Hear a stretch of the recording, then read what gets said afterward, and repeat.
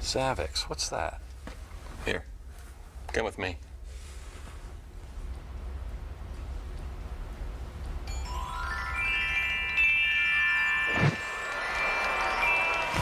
Now you can do your favorite things at home. You start with the Zavix port, add your favorite Zavix titles, step up to the TV, and you're playing baseball.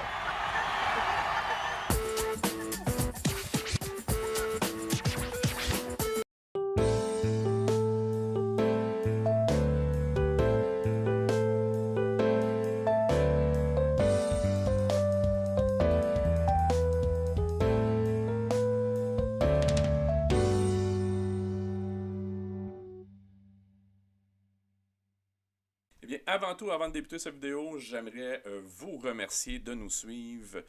Suivez aussi l'Abri. Donnez généreusement à l'Abri, qui est un organisme à but non lucratif et qui a besoin de votre soutien et de vos dons pour pouvoir offrir le service qu'ils offrent actuellement. Inscrivez-vous à la chaîne, souscrivez, faites un petit like, ça l'aide beaucoup en fait à ce que la chaîne soit de plus en plus connue et ça va me permettre de faire encore plus de vidéos.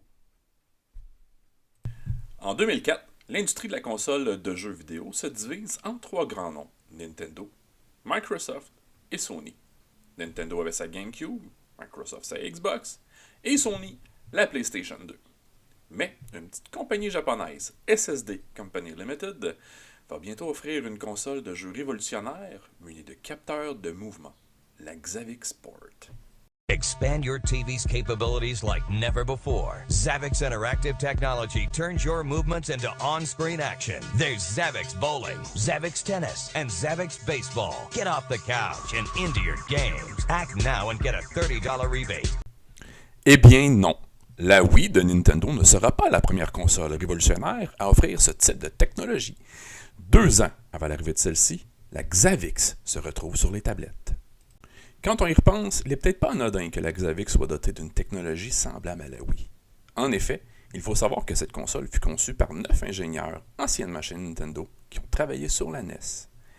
C'est en 1995, après avoir été à l'emploi de Nintendo durant 16 ans, que Katsuya Nakagawa quitte la firme. Il souhaite innover, sentiment qu'il n'avait plus chez Nintendo, qui allait sortir la Nintendo 64. C'est après avoir contacté 8 de ses anciens collègues qu'il décide de former sa propre compagnie. Les 9 comparses forment alors SSD Company Limited.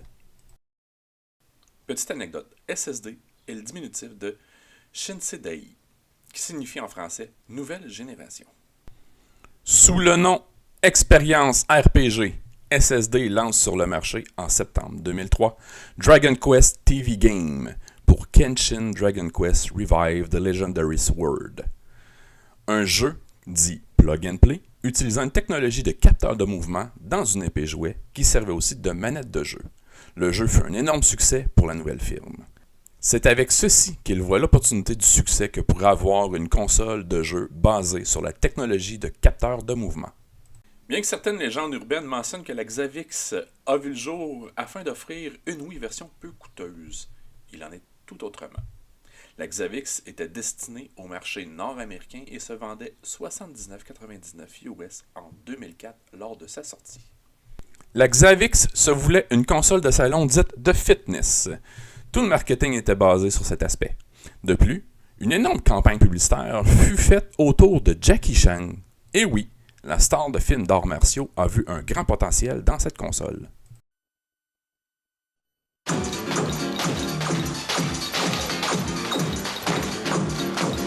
Jackie がこの国の運動不足をなくします。ジャッキー共同開発 Zavix. Cette console de 6e génération reprenait toutefois un concept basique au niveau de sa conception, les cartouches. Quand on pense que le format de disque était maintenant commun depuis 3 générations de consoles de salon, on se demande honnêtement pourquoi ce retour en arrière. Non seulement cela, mais la puissance de la console était de quelques générations en arrière. Tout comme certaines consoles de première génération, les processeurs principaux ne se trouvaient pas dans la console même, mais bien dans les cartouches de jeu. En plus de cela, Certains jeux utilisaient une technologie 8 bits avec le même processeur 6502 utilisé dans la NES de Nintendo et d'autres de 16 bits avec un processeur 65816 sur lequel la SNES s'est basée pour concevoir le sien. L'avantage que les gens de SSD voyaient avec ce concept était que les jeux pouvaient évoluer avec la technologie plutôt que d'être limités par la puissance de la console. SSD a même conçu un processeur 32 bits avec compatibilité 3D. Donc, sur une même console, nous retrouvons des jeux 8, 16 et 32 bits. On se retrouve alors avec un produit au concept intéressant, mais dont la technologie était loin derrière la compétition, car les trois grandes firmes de jeux vidéo étaient déjà bien au-delà de la 32 bits. Autre innovation chez la Xavix Port.